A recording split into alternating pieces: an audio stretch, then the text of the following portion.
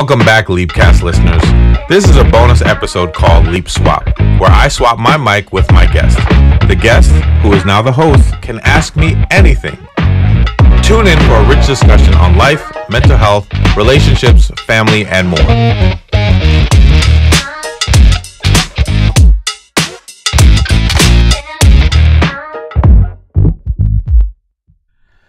Once again, this is LEAPcast. I'm your host, Dr. George James, and we get to do this amazing thing where we switch it up. We call it LEAPswap, where I go from being the host to being the guest.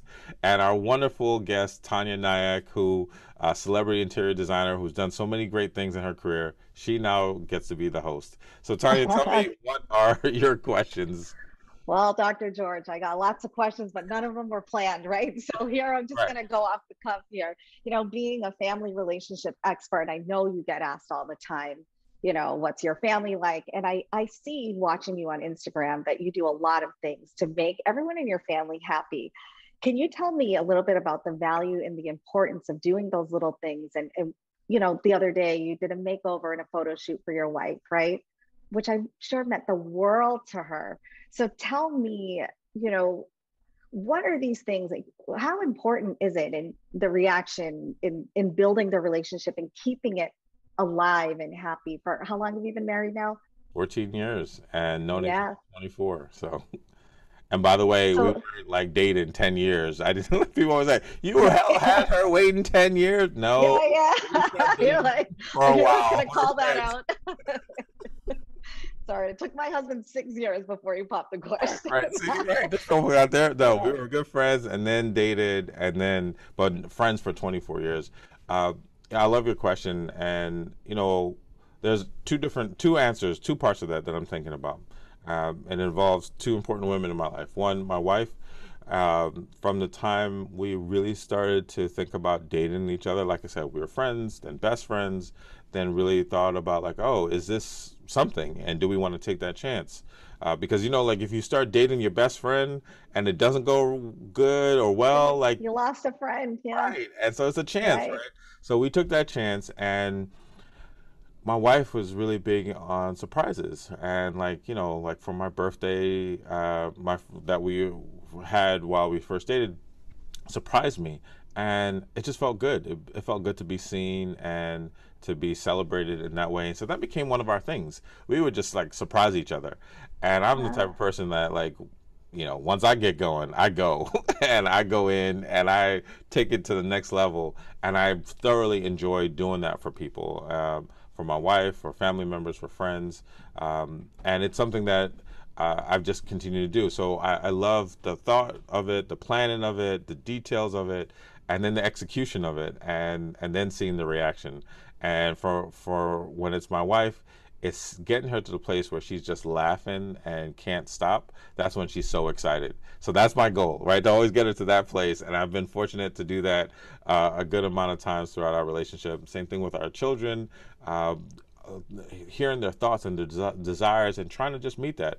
And a lot of it is just trying to impress that anything is possible. And even things that you don't think, things beyond you, if you believe, if you work hard. I'm not saying that everything will always happen for people, but anything can happen, and really trying to impact that. Second part of that is my mother. My mother, as we talked about in our episode of the podcast, from Jamaica, hardworking, would work all throughout the night, come home, do other things, then go to church. I mean, there's so much that she did, and somehow she still found ways to show up to my PTA meetings or find ways to still cook and do all these other things. But I would hear her talk about some of the things she wanted to do in life. Wanted to travel more, wanted to go places, and as I got older, I wanted to help her do that, and I started to do that. My wife and I actually took our mothers on a surprise cruise to celebrate them, both of them their first cruises that they went on. So it was like these things that I don't want to have a life where I don't go after and do the things that are important to me, and hear my mom how hard she worked but then wasn't able to do that. And I don't want my kids or my family members to experience that either. So that's what some of those, like paying attention to that or celebrating or taking time off or traveling, is all a part of that for me, is kind of meeting those key areas.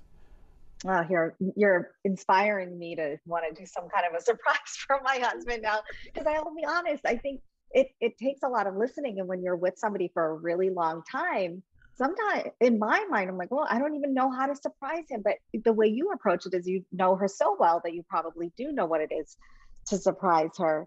And Did you ever sometimes I read the take a book? step out there. Yeah. I take a risk every now and then. I've heard a lot of people talk about that book, The Five Love Languages. Yes. How do you, what are your thoughts? I have it. I just haven't read it. Should I read it? Is it You worth it? should read it. I think it is something I recommend to all the couples I work with. And this is what I tell people. Um, if you're Christian or of someone of faith, then it's good to read the book and all throughout the book because it really starts with some Christian values, principles, scripture, and it will kind of meet you there. If you're saying, look, I'm not Christian, that's not my faith perspective, the book is still good, right? Just start at chapter 4, right? And when it really It's gets a into, little book. right, It's and little. it's Yeah. little, all right, and get into the place where it starts to talk about these love languages. And what I love and appreciate about the book, it takes something that we know intuitively, but it makes it really plain. That we love people the way we want to be loved, right? So I say Hmm. like, I'm a hugger. So I'm gonna hug people, right? But other people might not be huggers. They don't want Right. that, right? They might have a fist bump. And it's really been, and so you can get into conflict with someone you love where they're like, they don't hug me. They always want to fist bump me, right? And vice versa. And it's being able to say like, oh, when they fist bump me, they're really trying to show me love. Or when they hug me, they're really trying to show me love. And then the next phase gets to, let me shift a bit. You know what? He or she wants a fist bump. Maybe I can give them a fist bump and not a hug this time. And so that is really the premise, I think, of the book. And I think there's even a quiz there. I know there's a quiz online and people can figure out what's my love language, how does it connect? And I think that can help couples to be able to say, that's why we've been missing each other, right? We care Yeah. about each other, Yeah. we love each other, but sometimes we just miss some of these ways that we are trying to connect or the ways that we're trying to receive connection. So that I'm a big advocate for that book and how it can be an impact to people. Well, so I don't want to put another thing on your big supersized platter that we were just talking about, No. but what about you and your book? Yes, no, it is. I appreciate that so much. So I have been in that journey, right? I've been fortunate to be a part of book projects. There's a book project that I was a part of actually that's kind of right here in front of me. This was a book project. It's the name is The Call, and it was just a book for like young men, and it was with me and a bunch of other authors. But I call it like that was like my boy band phase, and I'm ready for my solo project, and I've been thinking about that. Some of it is making the time. When you talk about like taking on a lot on that plate, right? Where I need to take some other things off so I can focus on that. So I've been working on a book proposal. I have two ideas that I think are really great. One that I think could be for like fathers and parenting, and another one that I think is just to help families just recover from some of the just the difficulties of like the pandemic, injustice, and just life in general in these past few years that a lot of people are struggling and dealing with a lot. So those are the things that are on my mind for my book project. It is actually I told myself I need to put it on my wall of goals that's over there. So I will be working on that, and you can hold me to that.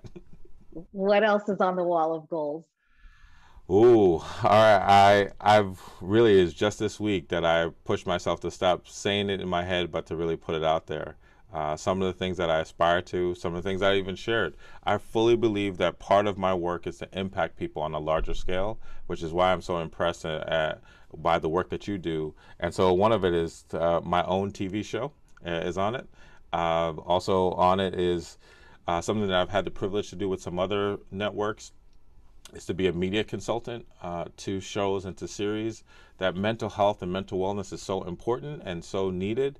And I just did it. I just helped a company that was getting ready to put out something for that will put out something for World Mental Health Day, and just giving them some thoughts and tips about it. And so I love that. I was always inspired by Dr. Alvin Poussant, who was a consultant to The Cosby Show and to A Different World. And he just shared his everyday practice experiences, and they added. And so I want to do that for TV shows and movies. So that's on the wall. And I have some other inspirations that's on there as well, from like my goal or a word that I focus on for the year. For me, a scripture that I have up there, and just some other things that try to motivate me. I love hearing that. I love that. And I think having a wall or a board or even just writing it down, it's that one step closer to just really putting it out there, because to me, it's like vibrations, right? You put it out there, it vibrates throughout the universe. So that's eventually what makes it heard and hopefully makes it come to life. So I think that's so cool that you have that board up there. And I actually I'm going to have ask you you. to, I actually have you to thank for it, because when you gave me some of the tips and ideas for how I wanted to redesign this office space, first it was the chalkboard wall for my children, but then I made a dry erase wall. So it Good. was just a, it was a door to a closet that we painted and turned into a wall and made a dry erase so I could just write on it. So it was right there. Good. Well, you're giving me too much credit. That's all you. Yeah, you did it. Can I ask you one Yeah, last of course. question? I love it. All right. So right now, I know we've been talking about how a lot of people are dealing with anxiety more than ever before. They're facing career changes. They're having issues with just managing in general with the way things have been going. So, do you have any sort of advice that you would share with people on how to kind of either know when it's time to reach out for help, or what they maybe there's some practices that they can do within themselves first to maybe help alleviate some of the anxiety? Yeah, great question. And what I've said to folks is that if you've never felt anxiety before, you are feeling it now. If you don't know what it means to kind of even wrestle with some thoughts in your mind or feelings, emotions, more people are experiencing it, and it's normal, right? It's a normal period, and definitely normal during this time.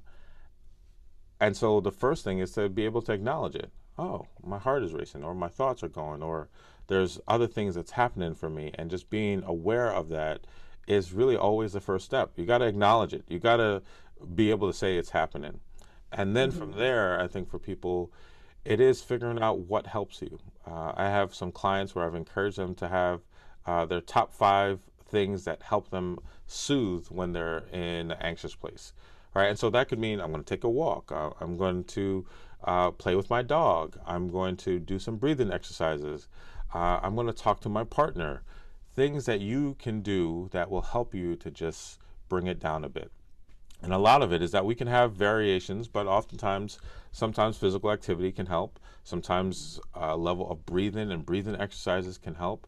Sometimes just being, as we even shared in our episode, being grateful, having a position and a posture of gratitude can allow you to realize that I'm focusing on all the things that can go wrong, which is usually what happens while we're anxious, Mm-hmm. versus what is going well or what I'm grateful for. And I think when people do some of those things, it can really make a shift. In terms of being able to think about when's the time, I think when it starts to impact your work or family or livelihood, when you find yourself like it's taking you longer to get ready, or you're trying to avoid situations or people, that might be actually too far. You want to see like when you're starting to have some of those thoughts and try to get some support or help. And help can come in lots of ways. Virtually, some people might be even doing it in person, but get the help. There's no way other way around it. Is just to get the help and support, because that will make the difference. Yeah, perfect. Well, great advice. You're always just such a joy. Your smile, I wish everyone listening to this podcast could see. It lights up a whole room. Oh, So, yeah, you're the thank you best. so much.